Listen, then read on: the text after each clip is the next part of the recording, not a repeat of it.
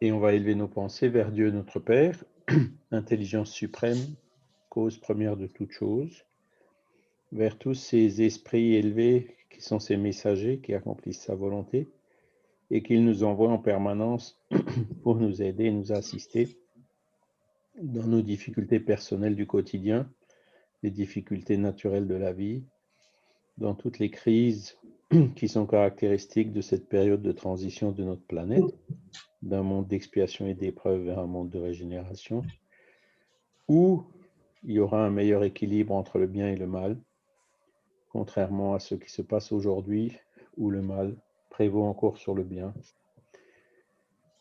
Que nous remercions aussi tous ces guides de l'occasion d'être réunis aujourd'hui pour étudier encore un de ces aspects de la médiumnité, que nous puissions bien comprendre ces enseignements, toutes ces lois qui gouvernent le monde matériel et le monde spirituel, les mettre en pratique, donner l'exemple autour de nous, et que ces enseignements puissent aussi être utiles aux esprits qui pourraient se trouver parmi nous ce soir, sur lesquels nous appelons la miséricorde de Dieu. Voilà. Vous voyez tous mon écran? Très bien. Oui. Bon, alors voilà, donc on avait fluide et Père Esprit. On a commencé début février le phénomène de l'intercommunication médiumnique. Donc on avait vu à travers le temps, on avait vu les médiums précurseurs, on avait vu la semaine dernière les finalités et mécanismes des communications médiumniques, à quoi elles servent. Et on va voir aujourd'hui donc la nature des communications médiumniques. Voilà. Et la semaine prochaine, ce sera le dernier guide d'étude de ce module où on verra les évocations et les communications spontanées des esprits. Donc, nature des communications médiumniques. Ah, j'ai oublié d'aller à la page. Voilà. Alors, attendez, je vais vous enlever. Voilà. Donc, les communications médiumniques peuvent être groupées selon la nature. Donc, Kardec avait fait un classement, il y a Géraud, en grossières, frivoles, sérieuses et instructives. Donc, c'est ce qu'il nous dit dans le livre des médiums. Alors, les communications grossières, qu'est-ce que c'est? Ben, ce sont les communications où il y a des... Il dit ça, les expressions qui choquent les bienséances. C'est-à-dire, en gros, c'est des insultes, c'est des choses comme ça. Et oui, ça arrive. Ça dépend des esprits qui se communiquent. Il y a des esprits, comme les humains, c'est des esprits n'étant autres que les âmes des humains qui se sont désincarnés. Comme vous avez des humains qui sont grossiers, forcément, le jour où ils seront dans le monde des esprits, leur esprit sera comme il était quand il était sur la terre. On ne devient pas un ange ou un saint juste par le fait de se désincarner. Et donc, ces esprits-là, dans certains cas, peuvent se communiquer. Et donc, leurs communications seront... voilà, la personne qui avait l'habitude de dire des gros mots sur Terre, elle continuera à dire des gros mots dans l'au-delà. Et donc, vous pouvez vous faire une idée. Donc, si vous êtes ici sur la Terre et vous parlez avec des personnes grossières, quelle est votre réaction en général? Ça dépend. Si on est nous-mêmes grossiers, on rentre dans le jeu et puis on s'échange, comme il dit, des expressions qui choquent les bienséances. Ou alors, vous laissez tomber, vous partez et vous allez ailleurs, quoi. Avec les esprits, c'est pareil. Quand il y a des esprits grossiers qui viennent donner des insultes et tout, qu'est-ce qu'on essaye de faire? On essaye de les raisonner, de les ramener au bien, de les calmer, etc. Et puis si ça ne va pas, il faut couper court à la communication, quoi. Il ne faut pas laisser ce genre de choses continuer. Et donc, faire quelque part des prières pour l'esprit pour qu'il se rende compte et qu'il devienne meilleur. Voilà. Ensuite, vous avez la deuxième catégorie, c'est les communications frivoles, voilà, qui émanent d'esprits légers, moqueurs et espiègles, plus malins que méchants et qui n'attachent aucune importance à ce qu'ils disent. ben, encore une fois, c'est les personnes frivoles ici sur la Terre vont vous raconter des blagues, elles vont se moquer de vous, elles vont faire des petits pièges, elles vont… hein. Et ben, les esprits, c'est pareil. Hein. Ils ne sont pas forcément méchants, comme il le dit, hein, mais ils sont frivoles. Il y a beaucoup de frivolité, des choses qui, ben, quand on est sérieux, ça nous lasse un peu. Hein. C'est vrai que enfin, si vous examinez, en tout cas moi, si j'examine mon parcours avant que je devienne spirit et après que je devienne spirit, c'est vrai que des fois, ben voilà, je ne veux pas dire que je me complaisais dans ce genre d'ambiance, mais on se laissait assez facilement prendre au jeu. Et c'est vrai qu'aujourd'hui, bon, on se dit, j'ai plus trop envie de perdre du temps à des frivolités, hein, comme on dit. Je préfère essayer consacrer mon temps à des choses qui sont sérieuses. Voilà. Et ben dans le monde des esprits, c'est pareil. Vous en avez en cours qui continue dans ces frivolités. Voilà. Alors quand il dit plus malin que méchant, ça veut dire ils sont juste comme ça, légers, quoi. Euh, ils sont pas forcément malveillants, quoi. Hein. Alors, je dis pas forcément parce qu'il y en a qui peuvent l'être. Hein. Voilà. Et qui n'attachent aucune importance à ce qu'ils disent, donc ils passent leur temps à raconter tout et n'importe quoi, des choses sans queue ni tête, sans séquence logique et tout. Voilà. Hein, il n'y a pas grand-chose à en attendre de ce genre de communication. C'est pour ça que là aussi, ben, quand ce genre de communication se présente, quand ce genre d'esprit se présente dans une réunion médiumnique, bon, ben, faut en général couper court en lui disant, ben, allez, reviens aux études sérieuses, reste là pendant la prière, prie avec nous, etc. Hein. Mais pas non plus se prendre au jeu. Après, vous avez les communications sérieuses. Donc là, ben, ça change complètement ça change de catégorie, hein, qui sont graves quant au sujet et à la manière dont elles sont faites. Alors, grave, qu'est-ce que ça veut dire? Alors, ça veut dire, ben, justement, enfin, c'est un peu le synonyme de sérieux, c'est-à-dire qu'il traite le sujet avec gravité, donc avec sérieux, hein, tant pour exploiter les arguments liés à ce sujet que dans la forme, c'est-à-dire le langage qui sera utilisé sera différent, il sera clair.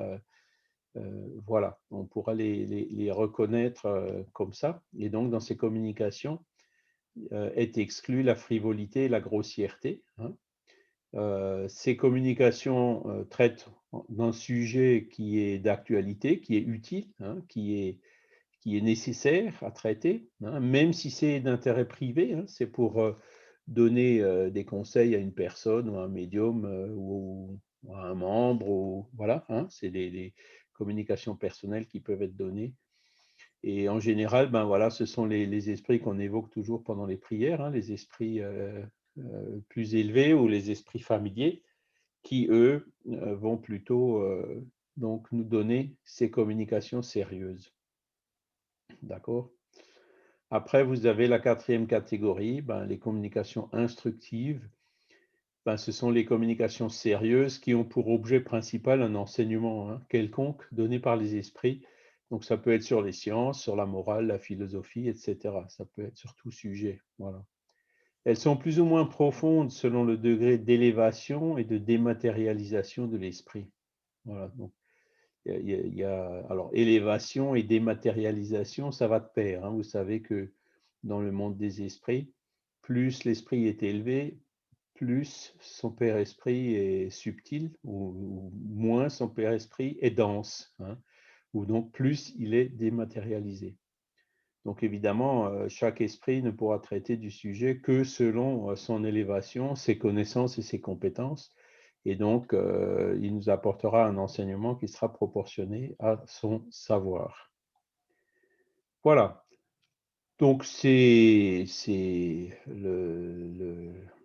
la base du cours d'aujourd'hui. Est-ce que vous avez déjà des questions à ce stade? Ça paraît relativement clair. Alors, c'est toujours pareil quand on fait une classification. Donc, il a classé en 4 catégories, hein, grossière, frivole, sérieuse et instructive. Bon, après, on aurait pu en faire 5, 6, 7, on aurait pu les classer aussi si c'est plutôt scientifique ou plutôt moral. Il y a toujours pareil dans les systèmes de classification, il y en a plusieurs.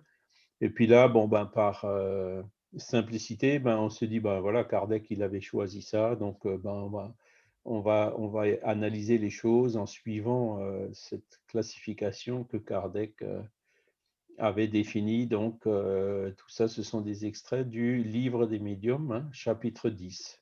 Voilà, c'est là où il parle du sujet qu'on traite aujourd'hui. D'accord? Voilà. Alors, on va rentrer dans le détail du thème. Donc, voilà. Alors, après, vous voyez, là, il y a d'autres classifications, hein. Il y a marqué bonne ou mauvaise. Hein, bonne ou mauvaise, ben, il y a des communications qui sont bonnes, des communications qui sont mauvaises. Qu'est-ce que ça peut vouloir dire? Ben, c'est simple, hein. Bon, c'est tout ce qui nous oriente vers le bien. Mauvais, c'est tout ce qui cherche à nous en détourner, hein. Derrière, vous voyez juste ou fausse. Donc, il y a des choses qui peuvent être données par les esprits communicants qui sont justes, donc vraies, et il y a des choses qui peuvent être fausses. C'est comme, et là, c'est l'appel que je lance en permanence à tout le monde. Quand vous allez, hein, c'est le début d'Internet, hein, tout le monde s'est dit, punaise, c'est super, on a accès à plein d'informations et tout, ouais, mais attention, est-ce que tout ce qui est écrit sur Internet, c'est vrai? Avant Internet, il y avait les livres, hein, et donc la liberté d'expression dans la plupart de nos pays, ben, les gens peuvent écrire tout ce qu'ils veulent. Ils peuvent écrire des choses qui sont justes, ils peuvent écrire des choses qui sont fausses. Et ça s'est, comment dire, multiplié encore beaucoup plus depuis Internet, puisque aujourd'hui, vous avez n'importe qui s'exprime. Il y a des gens qui n'auraient jamais écrit un livre, mais qui aujourd'hui ouvrent un réseau social quelconque et puis écrivent tout ce qui leur passe par la tête, voilà, sans qu'il y ait comment dire, sans se soucier si ce sont des choses qui sont vraies. Moi, je pense ça, donc voilà, moi, je dis ça, point. Hein. Combien de fois on voit ce genre de choses? Et après, ben, vous avez des dizaines, des centaines, des milliers, parfois même des millions, hein, de personnes qui lisent ça. Et puis, donc, ce qui est important à ce moment-là, ben, c'est, comment dire, le discernement, hein. On ne parle pas de jugement ici, hein. Jugement, bon, c'est plus vis-à-vis d'une personne, mais vis-à-vis de ces idées, il faut absolument développer le discernement qui nous permet ben, de séparer ce qui est juste de ce qui est faux, hein, ce qui est bon ou ce qui est mauvais. Et après, in fine, il y a aussi une question de loi d'affinité qui joue, c'est ce qui nous convient et ce qui ne nous convient pas. Hein. Et aujourd'hui, moi, je suis vraiment sidéré de voir combien de choses, mais alors complètement absurdes, peuvent circuler, alimentées encore en plus par toutes ces théories complotistes et autres, hein, même parfois au sein du mouvement spirit, hein, ça arrive. Des choses qui sont, quand on y réfléchit un petit peu, on se dit, mais voilà, est-ce que ce sont des choses qui ne font absolument aucun sens. Et c'est là, on parlait aussi, je crois, c'est l'autre jour, du filtre socratique. Oui, c'était dimanche après-midi, dimanche dernier. Je ne sais pas si vous connaissez le filtre socratique. C'est un petit épisode, je vais essayer de le résumer. Donc, où il y a quelqu'un qui était venu chez Socrate pour lui dire, ah, attends, Socrate, je vais te dire quelque chose. Et Socrate lui a dit, stop, attends, avant de me dire quoi que ce soit, laisse-moi d'abord te poser des questions. La première question, est-ce que ce que tu veux me dire, c'est vrai? Ah ouais, ben non, j'ai entendu dire que, etc. Ah bon, bon, ben ok, donc tu as entendu dire que, il faut déjà vérifier si c'est vrai, si c'est pas vrai, c'est pas la peine que tu me fasses perdre de temps à écouter la chose. Ensuite, si c'est vrai, la deuxième question, c'est est-ce que c'est bon? Hein. Ah oui, ben hop, encore une fois, là, on se pose la question, quel est le but? Pourquoi je dis ça? Est-ce que c'est pour dénigrer quelqu'un? Est-ce que c'est pour alimenter un scandale, etc. Voilà, donc si c'est pas bon, pareil, Socrate, il disait, moi, je ne veux pas l'entendre, quoi. Et le troisième filtre, c'est est-ce que c'est utile? Est-ce que ça sert à quelque chose? Et donc, là, vous voyez, c'est quelque chose de simple, mais qui nous permet, comment dire, en posant ces trois simples questions, donc d'exercer ce discernement qui est tellement nécessaire par les temps qui courent. Voilà. Donc j'en étais bonne ou mauvaise, juste ou fausse, profonde ou légère. Donc là aussi, la profondeur, quelqu'un, enfin, si vous regardez quelques communications qui sont dans les livres de Kardec, hein, on prend l'Évangile selon le spiritisme ou d'autres, vous voyez que le sujet il est vraiment décortiqué, il rentre vraiment dans le détail avec profondeur, quoi, hein. Légèreté, ça veut dire, bon, voilà. Et ça, on en voit beaucoup des communications, là aussi, qui circulent dans les réseaux sociaux, qui proviennent soi-disant de bons esprits. Mais quand on lit, on voit que c'est un assemblage de phrases qui va pas vraiment chercher le détail, c'est juste balancer comme ça quelques lieux communs, etc. Donc, ce sont plutôt, vous voyez, les communications légèreté. J'écoute de temps en temps là aussi des conférences sur YouTube. J'en ai encore écouté une hier. Bon, ça semblait être une personne assez compétente, assez calée. Mais bon, après, quand on écoute, c'est creux. Il parle de plein de choses. Vous savez, aujourd'hui, on parle de vibration, on parle d'énergie, c'est des mots qui sont vraiment utilisés, quand ce n'est pas les mots quantiques, hein, qui sont vraiment utilisés comme ça, je ne veux pas dire un peu à tort et à travers, mais comment dire, parfois par des personnes qui ne dominent pas le sujet, quoi, hein, ou des personnes, ce qui me met la puce à l'oreille aussi en général, c'est des personnes qui parlent avec trop d'assurance. Une personne qui parle avec énormément d'assurance d'un sujet quand on sent qu'elle ne maîtrise pas, en restant superficielle, c'est une personne qui a de l'assurance, qui va pas qui reste légère, comme c'est marqué là. En général, ça passe mal, hein. J'avais une chef, enfin, c'était pas ma chef directe, c'était plutôt une homologue, hein, qui était anglaise, et puis elle disait des fois, son assurance dépasse sa compétence, en parlant de quelqu'un, quoi. Alors bon, c'est peut-être un jugement, mais comment dire, pour moi, c'est vraiment aussi quelque chose qu'il faut utiliser pour, là aussi, trier un peu dans tout ce qu'on nous bombarde à longueur de journée, quoi. La personne qui va parler de choses profondes avec humilité, elle inspirera beaucoup plus de confiance que quelqu'un qui parle avec trop d'assurance de quelque chose qu'il ne connaît pas et qu'il va traiter donc de façon légère. Et donc, c'est le même genre de critères.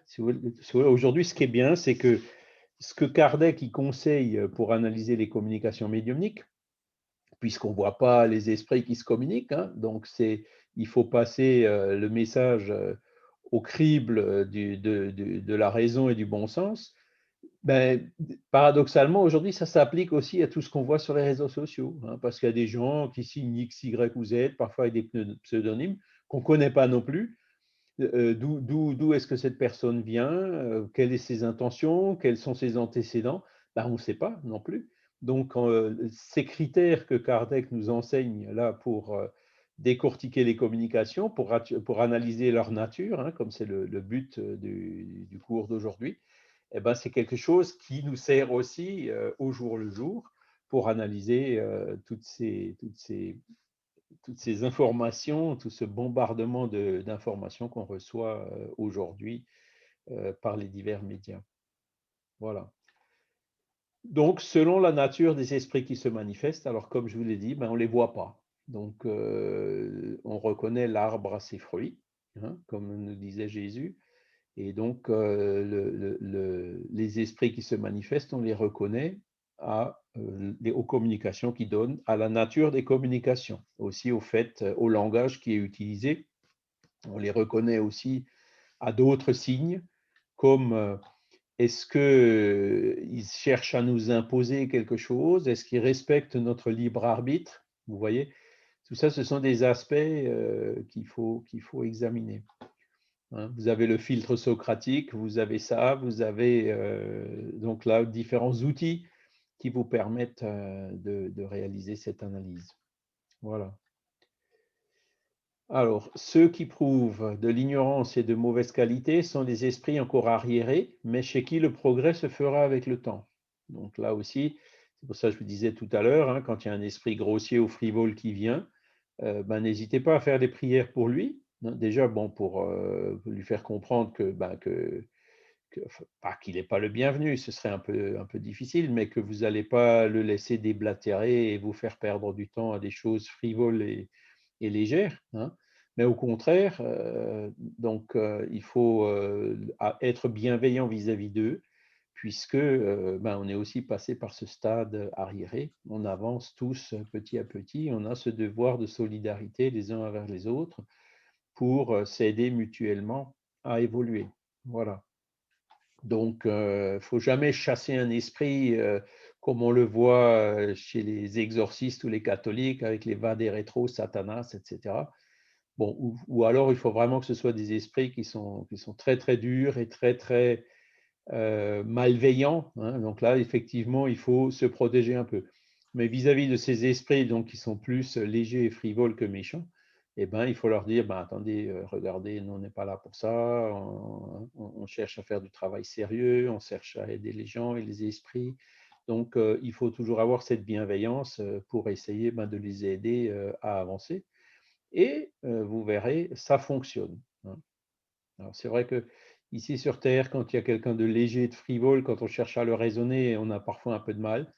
Mais c'est toujours ce que disait Thérèse d'Avila, semez, ne vous occupez pas du reste. Hein, c'est la petite graine qu'on a lancée et qui finira tôt ou tard par germer. Les esprits ne peuvent répondre que sur ce qu'ils savent, évidemment, selon leur avancement, et de plus sur ce qu'il est permis de leur dire, car il est des choses qu'ils ne doivent pas révéler parce qu'il n'est pas encore donné aux hommes de tout connaître. Ah, donc il y a une espèce de police là, il y a une espèce de censure. Hein. Qu'est-ce que c'est que cette censure? Voilà. Ben, donc, c'est arrivé plusieurs fois quand vous regardez, vous lisez le livre des esprits, il y a certaines questions hein, que Kardec a posées, les esprits ont répondu, ben écoutez, des fois ils ont répondu en disant on ne sait pas, donc on ne peut pas vous le dire. Donc ça, c'est aussi quelque chose à laquelle, c'est une réponse à laquelle vous pouvez reconnaître des bons esprits hein, qui sont humbles et qui, quand ils sont pris au dépourvu, comme ça, de quelque chose qu'ils ne savent pas, ben, ils vont vous le dire. Je ne sais pas. Je ne peux pas te le dire parce que je ne sais pas. Parce qu'un esprit qui cherche à vous manipuler, lui, il va donner une réponse. Hein. Il ne va pas se gêner à vous raconter tout et n'importe quoi, même s'il n'est absolument pas au courant. Voilà. Et la deuxième chose, c'est que des fois, pour certaines questions, les esprits ont aussi répondu, on dit, écoutez, ça, on ne peut pas encore vous le dire, vous n'avez pas encore les moyens de le comprendre. Voilà. Et bon, alors ça peut être quelque chose qui peut paraître, comment dire, mais pourquoi on fait ça? Non, non, moi, même si j'ai pas le droit, si j'ai pas encore les moyens de comprendre, je veux quand même qu'on me réponde, etc. On pourrait avoir un petit sursaut d'orgueil et une réaction comme ça. Mais en fait, non, parce que, vous voyez, Jésus, quand il était là il y a 2000 ans, il a aussi dit, je leur parle en parabole parce que je peux pas, euh, comment dire, si je leur parle, c'est pour qu'ils puissent comprendre. Hein. C'est après que vous mettez un professeur d'université à l'école maternelle, il ne pourra pas faire des intégrales triples. Et vous voyez ce que je veux dire? Il faut bien qu'il s'adapte et qu'il dise quelque chose que les enfants peuvent comprendre. Donc, c'est ce genre de choses, et ça aussi, ça nous demande, même à nous, spirit, hein, un peu d'humilité, pour admettre que, ben voilà, il y a des choses qu'on ne peut pas encore comprendre, et il y a des choses qu'il n'est pas encore donné, qu'il ne nous a pas encore donné de connaître, déjà parce qu'on n'a pas, comme je viens de le dire, les capacités de le comprendre, et d'autre part aussi parce que on est tous encore un petit peu dans ce monde compliqué, un peu dans l'obscurité et tout.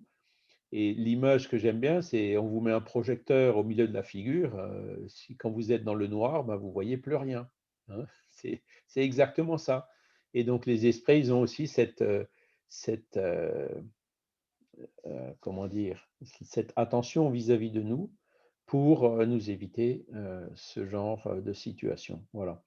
Alors, euh, parmi ces questions, hein, par exemple, bon, ben, c'est quelle est la nature intrinsèque de Dieu? Qu'est-ce que c'est que Dieu?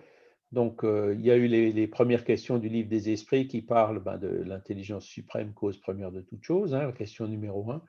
Et ensuite, vous avez tous les attributs de Dieu, l'infinité dans toutes ses qualités. Vous avez aussi les preuves de l'existence de Dieu. Hein. On reconnaît le Créateur à la création.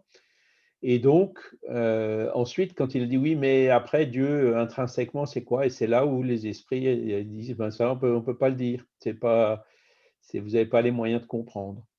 Et qu'est-ce qui s'est passé après ça? Ben, vous avez certains écrivains qui sont pour la plupart tombés dans l'oubli, qui ont cherché justement à développer cette notion de Dieu et aller plus loin, pousser la philosophie, etc. Alors, je vous donne un exemple. Est-ce que l'un d'entre vous a déjà entendu parler de l'omnithéisme de M. Arthur d'Anglemont? Ça vous dit quelque chose? Non, vous voyez, vous ne connaissez pas. Eh bien, vous avez des livres de 500 pages en 4-5 volumes qui cherchent à chercher justement cette nature intrinsèque de Dieu. Et puis, au bout de la moitié du premier livre, moi, personnellement, je suis complètement perdu. Je ne sais pas d'où il est parti, où il veut en arriver. Ça tourne en rond et voilà, on n'y arrive pas, quoi, hein. Et donc, c'est de la perte de temps, quoi, hein. On n'a pas encore vraiment les moyens c'est des spéculations, ce sont des avis, des opinions, mais on n'arrive pas à aller plus loin, quoi. Et ça, c'est aussi quelque chose que j'aime beaucoup justement chez Kardec, c'est que quand les esprits lui ont répondu ça, bon, il a accepté, il a dit, bon, attends, on va déjà faire avec ce qu'on a, hein, et on verra la suite une fois qu'on aura vu déjà l'ABC, hein, voilà. Et ça, c'est une attitude, je pense, qui est salutaire et qu'on peut nous aussi utiliser en tant qu'exemple. Après, il y a aussi des choses qu'il n'est pas donné aux hommes de connaître. Alors, vous voyez, par exemple, il y a des questions du genre un crime. Alors, où est le corps ou ce genre de choses.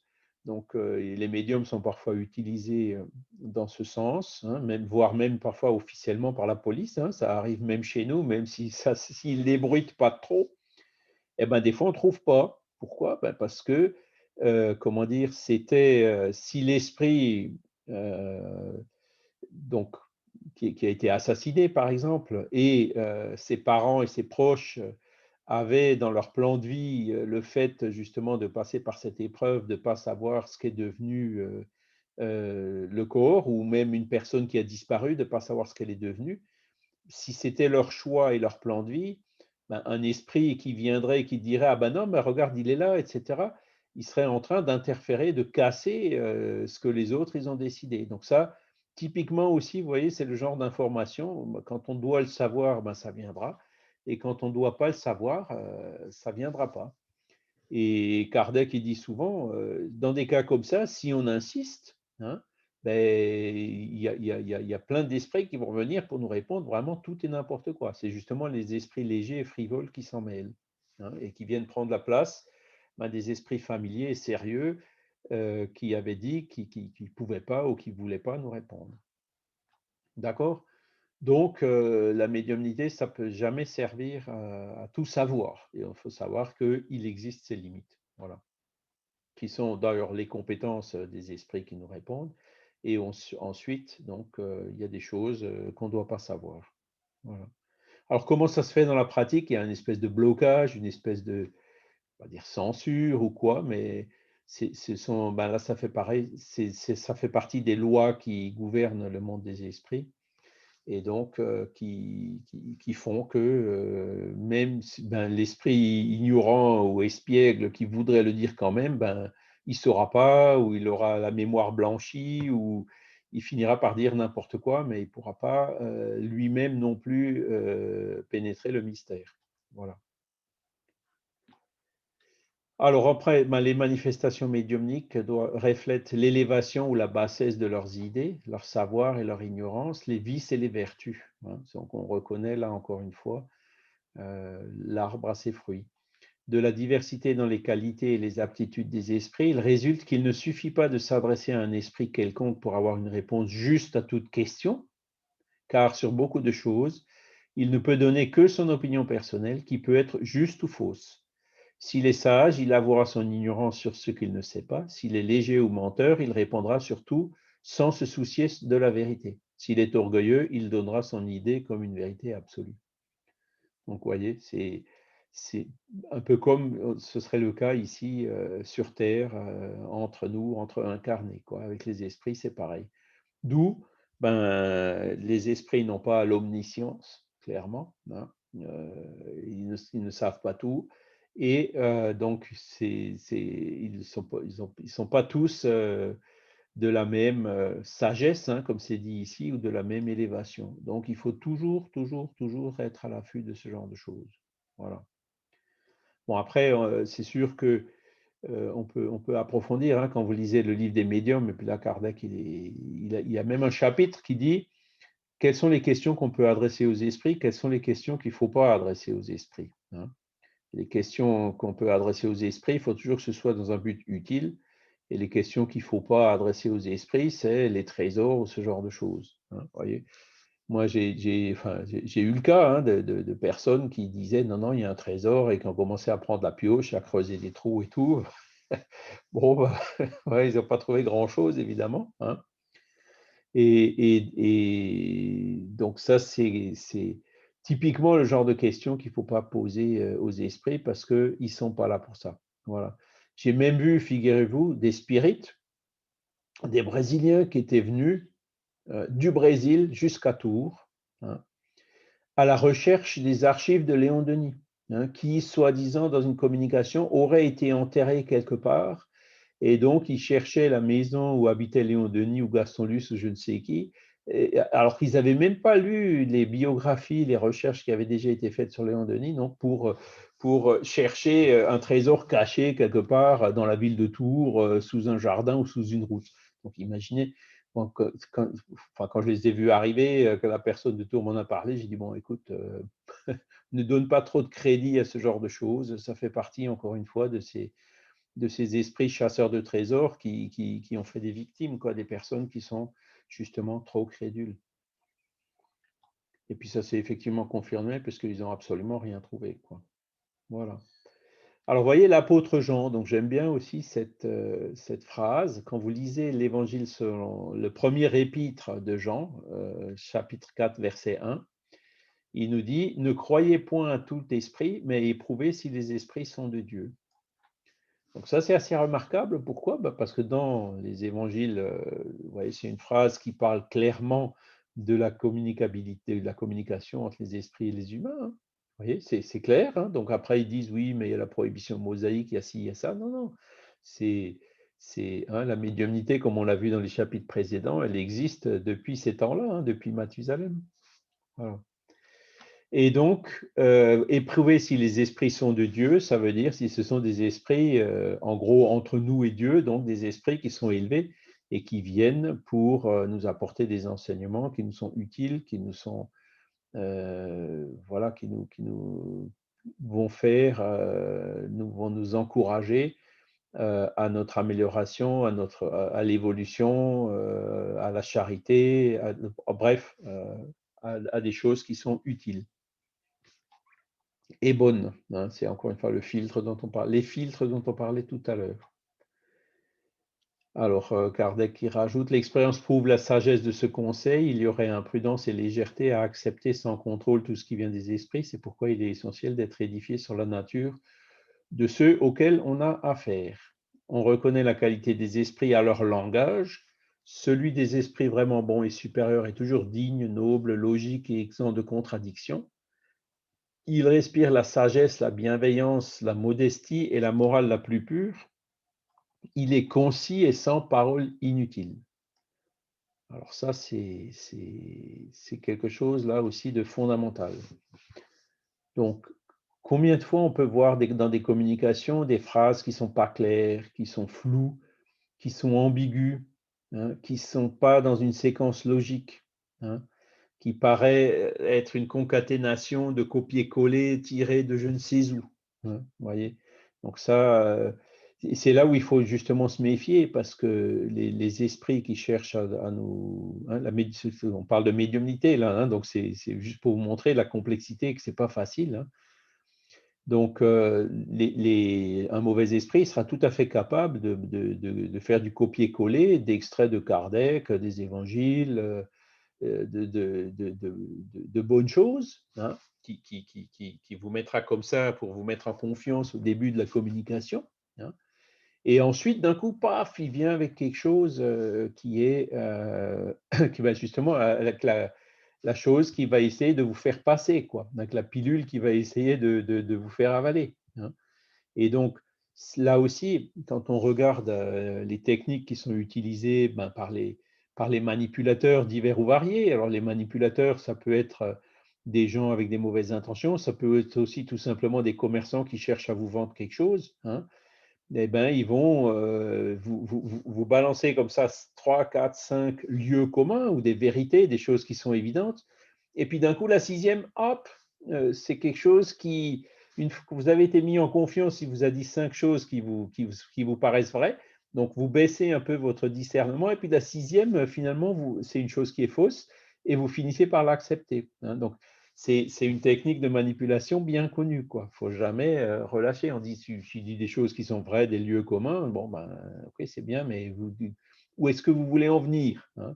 Et c'est là où il faut justement, quand il finit par se montrer et par montrer ses véritables intentions, c'est là où il faut qu'il y ait, comme je dis, le flag en anglais, hein, le petit drapeau rouge qui se lève pour dire, attention, doucement, doucement. Hein. Et là, par contre, il faut challenger. Et il faut soit rejeter l'esprit, lui dire non, soit attends, là, ça, c'est pas clair. Est-ce que tu peux clarifier, hein? Et donc, Kardec, il dit tout le temps que les bons esprits, eux, s'il y a quelque chose qui n'est pas clair, alors les bons esprits s'expriment en général de façon digne, noble, logique, etc. Mais il peut y avoir des déformations introduites par le médium. Hein. Vous savez, c'est toujours l'influence du médium sur les communications. Et donc, s'il y a quelque chose qui n'est pas clair, donc je pense que les bons esprits, ils s'y seraient repris pour répéter et redire la chose d'une façon différente pour mieux la faire comprendre et lever l'ambiguïté.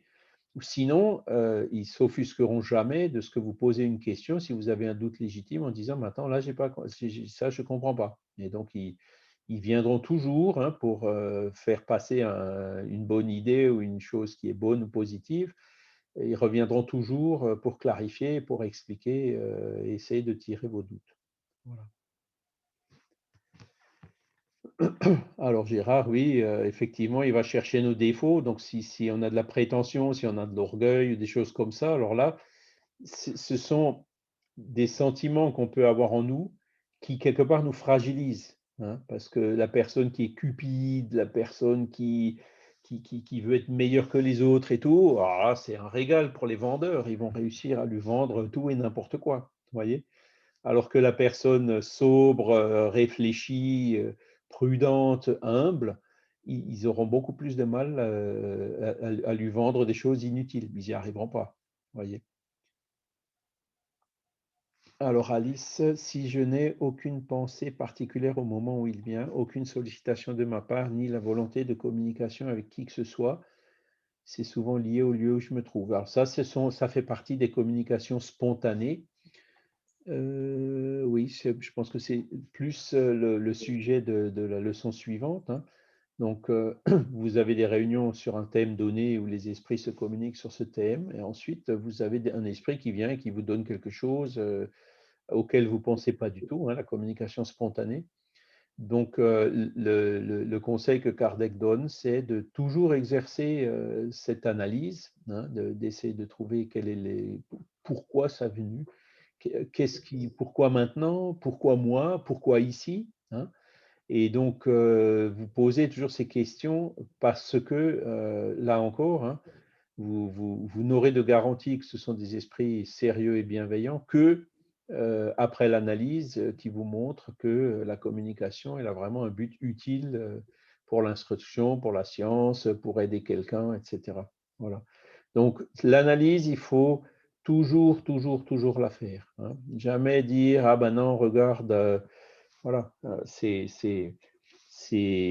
toujours passer au crible du bon sens et de la raison. Et comme le disait, je crois que c'était Eraste, dans le doute, hein, il vaut mieux jeter 9 bonnes communications que d'en accepter une mauvaise.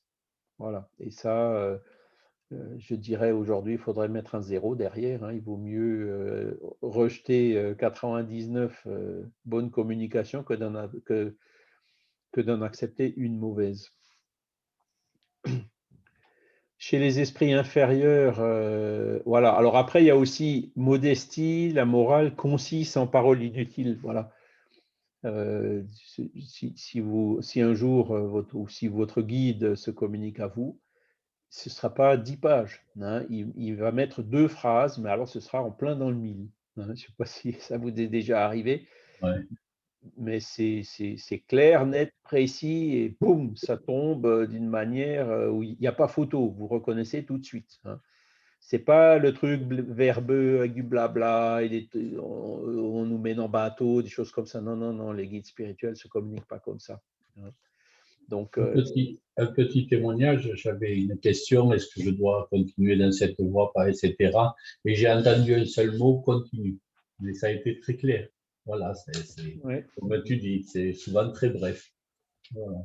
ouais, ouais, ou moi, enfin, les communications vraiment utiles, c'est une phrase, quoi, hein. Oui. Peut-être deux, trois, hein, maximum. Mais c'est en plein dans le mille, hein. Et même si au début, vous n'y croyez pas, après, quand vous creusez, quand vous cherchez, quand vous vous renseignez, si c'est des choses que vous ne connaissez pas, que vous cherchez à savoir, vous vous rendez compte, effectivement, là, il a tapé en plein dans le mille, hein. Voilà. Voilà comment on reconnaît ces communications. Et après, bien sûr, c'est sage et bienveillant, quoi. Ce ne sera jamais des choses pour porter tort à quelqu'un. Non, ce sera toujours euh, en phase, hein, avec ces lois morales que nous enseigne la philosophie spirit. Par contre, chez les esprits inférieurs ou ignorants, le vide des idées est presque toujours compensé par l'abondance des paroles, hein, c'est ce qu'on appelle le blabla. Toute pensée évidemment fausse, toute maxime contraire à la sainte morale. Donc déjà, vous voyez, il faut que ce soit vrai, il faut que ce soit bon. On retrouve encore une fois le filtre socratique dont je vous parlais tout à l'heure, hein. Tout conseil ridicule, toute expression grossière, triviale ou simplement frivole, enfin toute marque de malveillance, de présomption ou d'arrogance sont des signes incontestables d'infériorité chez un esprit. Voilà, alors ça, il faut le lire, relire, relire, relire, relire, hein, parce que c'est comme ça qu'on arrive à faire la différence. Voilà. Et ça c'est vraiment les passages qu'il faut bien connaître, bien comprendre, voilà, avant de passer à la pratique de la médiumnité, hein, parce que je vous dis, les personnes qui font, quand on ne fait pas attention, hein, quand on est, déjà si on ne fait pas attention, si on n'étudie pas, ben, c'est déjà un manque de sérieux. Donc forcément, ben, les bons esprits qui étaient là, qui sont un peu, je ne veux pas dire déçus, mais ils ne peuvent pas faire grand-chose pour nous si on n'est pas sérieux.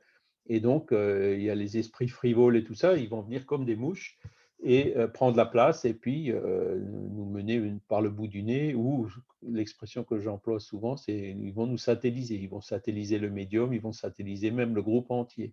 Voyez. Et ça, c'est encore une fois, je vous dis, là, on parle de médiumnité, c'est les conseils que Kardec a donnés il y a 160 ans dans le livre des médiums, hein, parce que le livre des médiums, il a exactement 160 ans, hein, puisqu'il est sorti en 1861, ben, qui sont encore tout à fait d'actualité aujourd'hui, et encore plus, hein, avec c'est pas de la médiumnité, mais c'est ces nouvelles formes d'information dont on nous bombarde à longueur de journée. Il faut toujours garder ces critères en disant, voilà, hein. Et puis les théories du complot, c'est quelque chose où j'ai beaucoup de mal à répondre. Je n'ai pas encore trouvé la vraie réponse.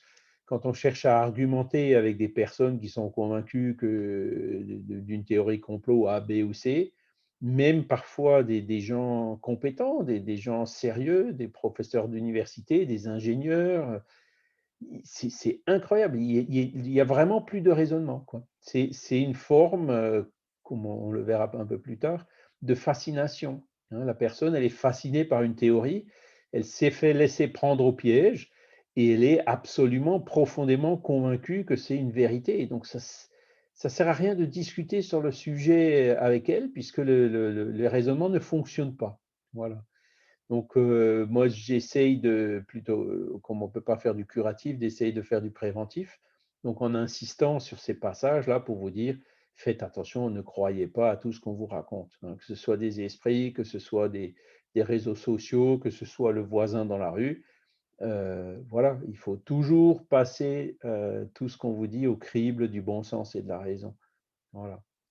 Et moi, je dis souvent, bon, je suis un, comment dire, les commerçants doivent me haïr parce que, comment dire, quand ils essayent de me raconter moi je m'achète une chemise, pas parce qu'elle est plus belle, pas parce qu'elle a changé de couleur, pas parce que maintenant, voilà, il y a un logo dessus, ou je ne sais pas quoi, la chemise, c'est pour me protéger, et ça, ils ont horreur de ça, hein. J'ai encore dit à Marcia hier, surtout ne m'achète plus de chemise parce que j'ai regardé dans l'armoire, je me suis dit, punaise, tu as déjà 60 ans, il faudrait vraiment vivre 30 ou 40 ans pour en finir avec toutes ces chemises. Vous voyez? Et ça, après, ben, voilà, c'est quand on fait chaque fois on peut se faire plaisir, voilà, il peut y avoir, ben, c'est justement sur ce sentimental où il ne faut pas aller trop loin, il ne faut pas se laisser embarquer trop loin parce que sinon, hop, eh ben, on change de chemise tous les jours. Et puis tout ça, il ne faut pas oublier, ben, c'est du gaspillage, c'est de l'énergie, c'est de la pollution, c'est voilà. Alors évidemment, ça ne fait pas du bien à la société de consommation, hein, mais il vaut mieux de toute façon se préparer à ce qui nous attend dans les décennies ou les siècles à venir, c'est-à-dire avoir des consommations plutôt sobres, que cette croissance dont parlent tellement nos économistes et nos politiciens, c'est pas quelque chose de durable et qu'il va bientôt falloir arriver justement à des attitudes et des solutions beaucoup plus durables. Fernanda? Non, je voulais uniquement, si après, s'il y a le temps, je voulais raconter une petite histoire que j'ai vécue, qui ça ressemble à tout ça qu'on est en train d'étudier Ben vas-y, tu avec un peux, esprit. vas-y. Moi, je raconterai après, peut-être, pour pouvoir prendre le temps des D'accord, études, s'il ok, reste le temps. pas de souci. Voilà. Toutes les nuances que les communications des esprits présentent peuvent se grouper en 4 catégories principales selon leur caractère les plus tranchés. Elles sont grossières, frivoles, sérieuses ou instructives. Voilà, donc c'est le résumé de ce qu'on avait vu tout à l'heure. Alors, les médiumniques grossières, ben voilà, je pense que ce n'est pas la peine de venir. C'est des gros mots, c'est des choses qui choquent. Ouais, un bon esprit ne choquera pas, hein. Voilà, il faut avoir une délicatesse de sentiment. Voilà, c'est les esprits donc les caractères voilà, triviaux, obscènes, insolents, arrogants, malveillants, impies ou autres. Oui, Gérard? Oui, je voulais juste ajouter un petit truc, c'est qu'il faut, quand tu as dit, il ne faut pas croire à tout ce que les esprits nous disent. Et c'est vrai que j'ai remarqué chez certains qui avaient une facilité à aller dans les superlatifs, style c'est un grand médium, c'est un grand guérisseur, ou des mots savants, il a psychographié, etc. Et dès qu'on utilise ces superlatifs, on élimine le fait qu'on doit douter tout le temps, qu'on doit analyser. Voilà, c'est mettre des étiquettes qui, qui souvent sont négatives. Voilà. Donc, il ne faut pas aller dans cette voie. Voilà. Il n'y a pas de grand médium, il n'y a pas de grand magnétiseur, il n'y a que des esprits évolués ou pas évolués. Voilà. C'est vrai. Et là, il y a un autre travers, c'est justement l'idolâtrie, hein, C'est parce que ça. personne n'est parfait sur la Terre, hein, si on est là, Maître. seul Un Dieu est parfait. qui se fait Donc, appeler Maître Philippe. Non, Philippe, oui, mais pas Maître. voilà, donc Philippe de Lyon, hein, c'était un Philippe guérisseur. de Lyon, voilà. Il a fait beaucoup de. Voilà, c'est comme Tant mieux, Price c'est ou, bien. ou Groening, il a guéri beaucoup de gens. Voilà. Maintenant, c'était pas quelqu'un de parfait. Kardec Voilà. n'était pas parfait, Chico Xavier n'était pas parfait, Divaldo Pereira Franco n'était pas parfait. Ils peuvent se tromper. Ils l'admettent d'ailleurs eux-mêmes qu'ils peuvent se tromper, hein. Vous êtes dans le livre Le Consolateur, Emmanuel, Chico, ils ont admis qu'ils pouvaient se tromper, hein, donc, qu'est-ce qu'il fallait qu'on fasse justement si on trouvait des incohérences entre ce qu'il disait et ce que disait Kardec, hein? Ben, vous restez avec Kardec, hein, c'est dans le livre Le Consolateur que vous avez ce paragraphe-là. Et aujourd'hui, ben, on voit par exemple ben, l'idolâtrie de Chico, elle n'est pas terminée. Hein, vous avez encore ce que certains appellent une maladie, qui est le Chikumadi. Chikumadi. Hein. Et vous avez plein de gens qui disent, oui, Chico m'a dit qu'en 2019, il y aurait ça, ce sera la fin du monde, machin truc. Donc, on lui met plein de trucs sur le dos, sur les épaules, mais qui n'ont pas de sens. Hein. Et ce que je vois aussi aujourd'hui, vous avez un autre médium qui est remarquable, hein, qui est Divaldo Pereira Franco, qui fait beaucoup de choses et qui a écrit des livres et qui fait des conférences et qui donne à manger et à éducation à des milliers de personnes tous les jours à Salvador, qui fait vraiment un travail absolument remarquable, ben lui aussi, il peut se tromper. Et l'autre jour, il a admis que ben, un jour, il s'est un peu mêlé à la politique, et la politique au Brésil, c'est assez... c'est ou un extrême d'un côté ou l'extrême de l'autre. Hein, il y a des clivages très forts. Et évidemment, ça a immédiatement créé des divisions. Hein. Vous avez des gens qui ont dit, bon, nous on aime bien Divaldo, on le respecte pour tout ce qu'il a fait, mais là il s'est trompé. Et après vous avez les idolâtres d'un autre côté, oh ça y est, les ténèbres sont en train d'attaquer Divaldo, etc. Vous voyez, l'idolâtrie, c'est une mauvaise chose. Hein. Tout ce qui est extrême comme ça, c'est une mauvaise chose. Il faut toujours garder les pieds sur terre, rester neutre, humble, hein, avoir cette conscience que personne n'est parfait, que tout le monde peut se tromper. Et comment dire, l'idolâtrie, c'est là aussi une forme de fascination, c'est une erreur, c'est pas quelque chose de bon. Alors Fernanda, tu as baissé la main et tu l'as relevée. Oui, uniquement petite parenthèse, si c'est possible, sur Edivaldo Franco. C'est possible? Oui, bien sûr. Le que dit les gens sur qui Divaldo a mêlé dans la politique, c'est vrai que c'était passé, il y avait Divaldo a reçu une visite avec des esprits très tréveuses qui s'appellent Digiscon, qui après il a tombé très malade, et qui sont des esprits qui veulent railler le nom de Jésus de tous les livres. Et ils ont ça comme objectif.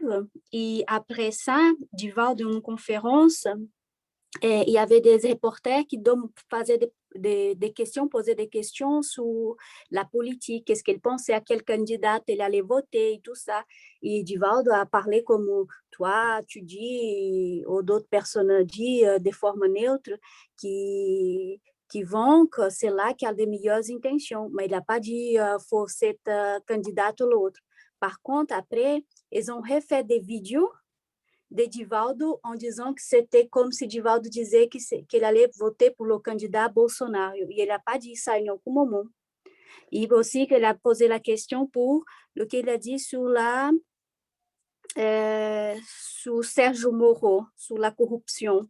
Il a dit que pour la corruption, que de toute façon, ici sur la Terre, toutes les choses vont être dévoilées, qu'on ne peut plus continuer à cacher des mauvaises choses qu'on fasse derrière et que les gens doivent être honnêtes et sortir de l'égoïsme, d'avoir des intentions nobles vers les autres aussi, parce que de toute façon, rien n'apporte avec nous une fois qu'on part de ce monde.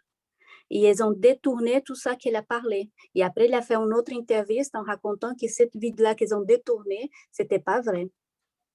Oui, alors ça c'est aussi le danger aujourd'hui. Hein. On prend un extrait de quelque chose que vous l'avez dit, on le sort du contexte, on le met dans un contexte différent et c'est comme si vous disiez l'inverse de ce que vous avez réellement dit. Hein. Donc, ce genre de choses, ça arrive aussi avec Divaldo.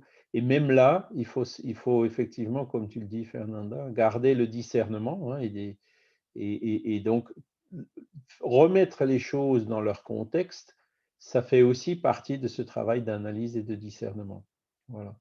Après, bon, c'est vrai que une erreur des spirites, et c'est ce que disait déjà Kardec, hein, dans le règlement de la Société parisienne des études spirites, hein, il disait clairement que les questions de politique de parti étaient strictement interdites. Donc, il ne voulait pas qu'on parle de ça dans la société. Et ça, c'est vraiment, je dirais, les discussions de parti. Hein, vous voyez, c'est la politique, entre guillemets, dans le mauvais sens du terme. Maintenant, dans les questions sociétales, comme Fernanda, tu as cité la corruption, hein, ou dans l'avortement, ou un certain nombre de questions comme ça, d'actualité, de société, là, oui, si, le spirit doit prendre position.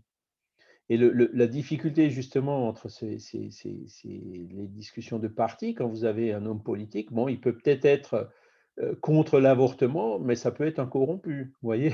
Donc, vous n'avez jamais, enfin, rarement, hein, un candidat qui vraiment rassemble toutes les qualités. Et puis parfois, enfin, moi, j'avoue que dans mon cas, hein, c'est parfois difficile de faire un choix en disant, bon, bah, celui-là, et voilà, là, il y a le plus, là, il y a le moins, celui-là, là, il y a le plus, là, il y a le moins. Donc après, on pèse les plus et les moins, on finit par prendre une décision tout en sachant que, ben, à la fin, on aura voté pour quelqu'un où il y aura eu des moins. Voilà, mais on est bien obligé de, faut pas non plus, comment dire, complètement se mettre à la marge, hein. Il faut faire entendre notre voix sur ces questions sociétales, mais jamais avec violence, toujours avec des arguments. Voilà. Bon, donc vous avez les communications frivoles. Donc mon frivole, ben, c'est léger, c'est moqueur, c'est des blagues, voilà. Donc ça, c'est, il y a des gens que ça amuse, que ça distrait, etc. Mais dans les communications médiumniques avec les esprits, c'est quand même à déconseiller parce que ça peut se terminer mal. Voilà. Vous finissez par attirer des esprits légers et puis vous éloignez les bons, hein. Et donc, à partir de là, les réunions elles-mêmes vont devenir frivoles. Et donc, si ce n'est pas ce qu'on veut, ben, il faut pas laisser faire. Voilà. Après, voilà, il y a certaines expériences curieuses qui sont amusantes. On peut monter une table, on peut faire ci, on peut faire ça, etc. Mais encore une fois, les personnes ne se convainquent pas par le phénomène. Les personnes se convainquent à partir du moment où elles comprennent ce qu'elles voient. Quand elles ont, faut qu'il y ait la théorie d'abord, parce que le phénomène sans la théorie, on a eu plusieurs exemples hein, que je pourrais vous citer, ça ne convainc pas du tout, quoi. Après, les communications médiumniques sérieuses, donc là, effectivement, il faut aller les chercher. Ça doit être ça le but d'une réunion médiumnique, de faire des choses sérieuses, donc dans l'apprentissage, dans l'amélioration de soi, dans l'aide au prochain, etc. Vous avez plein de sujets dans lesquels vous pouvez avoir ces communications médiumniques sérieuses pour aider aussi les esprits qui sont perdus. Voilà, voilà ce qui doit être le but d'une réunion médiumnique, hein, et pas même pour l'étude, hein, vous voyez, les esprits ne vont pas vous apporter une théorie scientifique sur un plateau, hein. Ils vont peut-être vous donner des indications, mais la théorie scientifique, si Einstein, quand il a dit, hein, quand il parle bien, quand il a eu le déclic de la théorie de la relativité, ben il avait déjà réfléchi et médité là-dessus pendant des années. Et c'est vrai qu'à un moment donné, le déclic, il est venu, mais dans ce cas-là, les esprits sont juste venus lui apporter la petite chose qui lui manquait par rapport à tout ce qu'il avait déjà réfléchi par lui-même. Voyez. Donc de dire que les esprits viennent me dicter une formule en intégrale triple, etc., qui va me révolutionner le monde, là aussi, c'est quelque chose qui est complètement illusoire, hein. Les esprits viennent nous donner des communications scientifiques si on étudie déjà la question scientifique nous-mêmes, si on fait déjà tous les efforts de notre côté pour avancer dans cette connaissance. Voilà, des esprits ne vont pas faire les efforts à notre place. Voilà.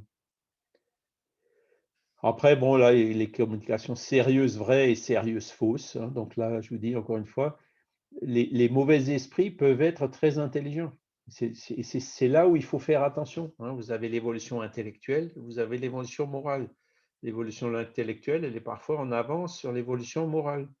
Vous avez beaucoup de gens, et vous trouverez assez facilement des exemples en réfléchissant, qui sont très intelligents, mais qui sont mauvais, et qui utilisent leur intelligence pour faire le mal, pour s'enrichir, pour corrompre, etc. Vous voyez? Donc, quand je vous disais qu'ils savent faire du copy-paste de Kardec, des évangiles, des choses comme ça, pour vous tromper, pour vous induire en confiance dans les médiums, dans les communications, pour vous manipuler, c'est tout à fait ça. Il faut constamment être sur ses gardes.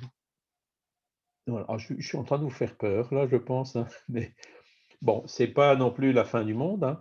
Les communications médiumniques sont souvent beaucoup plus simples que ça. Voilà, il faut rester humble, et puis en restant humble avec de bonnes intentions, en général, ça se passera bien. Il n'y a pas de raison d'avoir peur. Voilà. Et donc, si on veut attirer les esprits sérieux, ben, il faut avoir des réunions sérieuses, un but sérieux, il faut avoir la discipline, discipline, comme disait Ashiko, hein. Voilà. Et les réunions de communication médiumnique instructive, pareil, c'est celles qu'il faut aller chercher justement quand on étudie un sujet, et avec profondeur, les esprits vont venir participer, apporter leur contribution à l'avancement des connaissances sur la Terre. Voilà. Est-ce que vous avez des questions? On arrive tout doucement à la fin. Est-ce que c'était clair? Donc la prochaine fois, on va passer, la semaine prochaine, ce sera donc les évocations et communications spontanées. Donc oui, je vois prier et encore prier, oui, ça c'est Gérard. Alors prier, c'est l'élévation des pensées.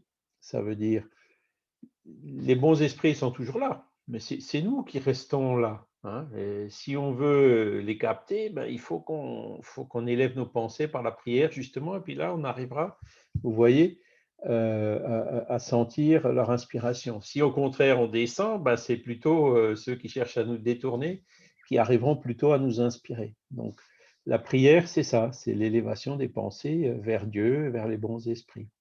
Puis la prière chasse les mauvais esprits. Ils n'aiment pas ça. Ben, ça, je dirais ça, c'est pas qu'ils n'aiment pas ça. À la limite, si on prie pour eux, ça va les aider aussi, hein. Oui, non, si on prie pour eux, oui, mais si on prie Mais effectivement, ceux qui cherchent à nous détourner et qui voient qu'on élève nos pensées et qu'ils auront du mal à nous détourner, ils iront chercher des victimes plus faciles ailleurs, hein. C'est toujours pareil. Fernanda? Donc, je pense que maintenant, tu peux parler de ton exemple, Oui, hein, parce que... je peux raconter la petite histoire que j'ai vécue avec mon esprit. Il y avait un esprit, une voix d'une dame un peu âgée. Je ne l'ai pas vue, mais je l'ai sentie, j'ai entendu sa voix. Elle m'est venue, j'étais à la ferme, au travail, et elle me disait, ah, votre mari vous trompe, il n'est pas la personne que vous croyez que c'est. Et j'ai commencé à être impactée. Elle a dit, je vais vous prouver qu'il est en train de vous trahir. Et des choses comme ça. Et je commence à pleurer. Et j'ai prié. Et, et après est venu un autre esprit, j'ai prié, demandé d'aide à des bons esprits et j'ai demandé, mais pourquoi ça m'arrive, pourquoi cette dame? Et je l'ai répondu à cette dame, je suis désolée, mais je ne vous crois pas. Je crois que mon mari est une bonne personne, une personne correcte. Je n'ai pas de quoi douter de mon mari, il ne m'a jamais donné de motif. Ah, mais je vous prouve, il vous trompe, vous verrez, je vous prouve. Et après, je pleurais, j'étais mal avec ça. Et je parlais avec un autre esprit qui me disait, et je disais, mais pourquoi ça m'arrivait cette dame de venir me parler comme ça? J'ai prié, j'ai fait de bonnes prières, je n'avais pas de mauvais pensées, j'étais dans mon travail, j'ai fait les choses correctement, j'ai fait les études. Pourquoi vous me permettez qu'il vienne des esprits comme ça me déranger? Et l'esprit m'a répondu, rien n'est par hasard. Et du coup, j'ai resté, il est parti. Et du coup, j'ai resté mal en plus. Et après, dans une réunion de travail, une semaine après, dans une réunion de travail, on discutait à la fin de la réunion avec les camarades. La dame est venue à côté, a dit, ah, vous posez la question, à la fin, on avait fini la réunion, mais de travail, pas médiumnique. Et elle me dit, fais semblant. Il pose la question, on a rentré dans une discussion de cigarettes, de rien dans une discussion. Il a dit, fais attention, tu fais naturellement et tu poses la question, qu'est-ce qu'elle pense. Et du coup, je demandais, ah, qu'est-ce que vous sentez avec la cigarette, je ne sais pas quoi. Et je restais normalement. Et après, une de les filles a dit, et elle a dit, fais semblant, et fais très tranquille quand tu vas entendre la réponse d'elle. Et la personne qui était devant moi, une autre personne m'a répondu, « Ah, ça devait être difficile, hein, Fernando, pour toi, parce que tu ne fumes pas et ton mari, il fume. L'autre jour que j'étais allée à la ferme, visiter votre ferme, votre mari avait une grande cigarette dans la main, hein, devait être difficile. » Et après, j'ai compris. Et la dame est venue, elle dit, « Je vous ai dit que votre mari vous trahit. » Du coup, pour cet esprit qui voulait, après j'ai parlé avec l'esprit, mais comment vous me permettez ça? Je n'ai pas compris. Et mais pour cet esprit-là, il voulait m'aider, mais sa forme d'aider pour cet esprit-là, la cigarette, c'était déjà une trahison dans sa logique, dans sa compréhension. Et depuis, en parlant avec l'autre esprit, j'ai demandé, j'ai posé la question, j'ai vu comment ça s'arrive, j'étais mal avec cette situation, comment ça permet de l'esprit venir dire des choses comme ça, il pouvait dire uniquement de la cigarette, mais elle a dit, comme m'a dit l'autre esprit, m'a dit, apprenez à sortir des choses bien de chaque apprentissage et comprenez que chaque frère et sœur, il y a des élévations différentes et compréhensions différentes. Pour cette dame, qu'est-ce que vous prenez? Elle avait la meilleure des intentions, elle croyait que vous aidait. Par contre, si on comprend son niveau de compréhension et son niveau d'élévation, c'est différent, son valeur des choses. Et pour ça, il faut faire attention pour ne pas faire pareil, dans des degrés différents. Ah oui, tu vois, c'est ce que tu dis, en fait, ça illustre tout à fait la facilité avec laquelle, comment dire, on peut être trompé, hein, par des esprits. Déjà, il y a les malentendus, on peut mal se comprendre, mais ensuite, il faut toujours se dire, si vous vouliez, par exemple, si vous êtes esprit, hein, ça faut avoir des raisonnements un peu, entre guillemets, machiavéliques, hein, donc je ne veux pas dire qu'il faut revenir à Machiavel, mais il faut comprendre comment justement les machiavéliques ils fonctionnent. Si vous voulez séparer un couple, ben, vous allez raconter à l'un que l'autre vous trompe, hein, et c'est comme ça que vous feriez immédiatement, alors que c'est absolument pas vrai, hein. Donc, si vous rentrez dans le jeu, ah ben voilà, vous tombez dans le piège, hein. Donc, c'est l'exemple que tu cites, mais bon, après, on peut enfin, je peux donner encore un autre exemple, hein, de communication récente, hein, ou même d'un groupe, hein, qui est pas loin de ma région. Donc, quand on disait, quand on leur pose des questions, ils disent oui, mais nous, tu sais, on a reçu des communications d'Alan Kardec et de Léon Denis qui font leur mea culpa. Ah, c'est pareil, quand moi je vois ce genre de choses, je me dis, mais si vraiment tu veux faire dévier un groupe de quelque chose, ben, il faut ébranler les bases, quoi. Et donc, la stratégie qui consiste à dire je vais me communiquer à eux en me faisant passer pour Alan Kardec et en faisant mon mea culpa, j'ai fait une erreur en écrivant l'évangile selon le spiritisme, etc. C'est comme ça que c'est la meilleure manière de procéder justement pour casser les bases et pour faire dévier un groupe entier. Voyez. Donc, il faut toujours être vigilant, hein, et faire très très attention à ce que. Et encore une fois, comme je le dis, là, c'est pas l'esprit, on ne les voit pas, mais c'est valable aussi au jour le jour, hein. Il faut pas être un crédule. C'est toujours les extrêmes qui ne sont pas bons. La crédulité exagérée, c'est mauvais, et l'incrédulité systématique, c'est mauvais aussi, hein. Il faut avoir le discernement, séparer les choses, voilà, et pas rejeter a priori toutes les choses. L'attitude du spirit, c'est d'être ouvert, de dire, bon, est-ce que ça fait sens, est-ce que ça ne fait pas sens, pourquoi pas, et puis dans le doute, de mettre en attente, en attendant qu'il y ait d'autres éléments qui viennent confirmer ou infirmer la chose. Voilà. Et c'est tout simplement des attitudes de bon sens, hein, qu'il faut avoir. Et surtout pas non plus, moi je suis assez froid, peut-être trop froid et pesé. Je me laisse difficilement entraîner par un enthousiasme, parce que l'enthousiasme aussi, parfois, ça peut être piégeux, hein, quand on va trop vite. Donc, il faut y aller doucement, voilà, enfin, garder les pieds sur terre et éviter de se faire satelliser. Gérard, tu avais levé la main, mais… Non, c'était sans importance. Merci. C'est un petit fort. Et donc, c'est intéressant parce que vous voyez, c'est là où bon, c'est sur la médiumnité, mais encore, bon, je me répète, hein, je pense qu'aujourd'hui, le problème, c'est pas l'accès à l'information. Le problème aujourd'hui, c'est la difficulté, le challenge que chacun de nous a, c'est justement de trier, de faire le tri dans l'information. Et pour ça, ben, ces petits outils, genre filtre socratique et la nature des communications, l'intention, comme dit les conseils que nous donne Kardec pour analyser les communications médiumniques, elles servent en fait au jour le jour. Oui, Gérard? Oui, c'est possible, oui. Mais quand on pense aux esprits, on pense toujours aux esprits, aux désincarnés. Mais le principe est exactement le même avec les esprits incarnés. Voilà. Tout à fait. Donc, tout à fait. Voilà, c'était juste pour dire ça. Voilà. Ben, écoutez, je pense qu'on va s'arrêter là pour aujourd'hui. En tout cas, merci beaucoup. Si vous avez encore des questions, vous pouvez les poser là sur la conversation, le groupe Skype, hein, qui existe toujours, là, le fameux ESPS2.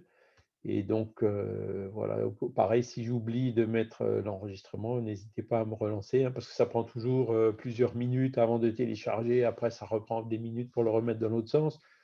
Mais bon, n'hésitez pas à relancer. Et puis, ben, je vous souhaite un excellent dimanche. Ici, en tout cas, le ciel il est bleu, le soleil il est radieux.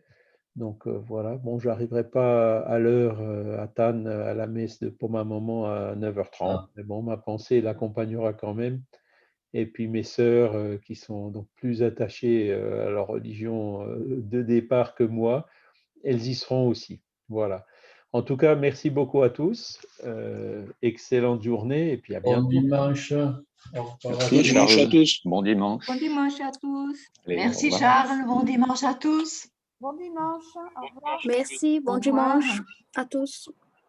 Au revoir Charles. Merci. Au revoir Philippe. Bon dimanche à tous. Merci à vous, pareil. Merci Géraud.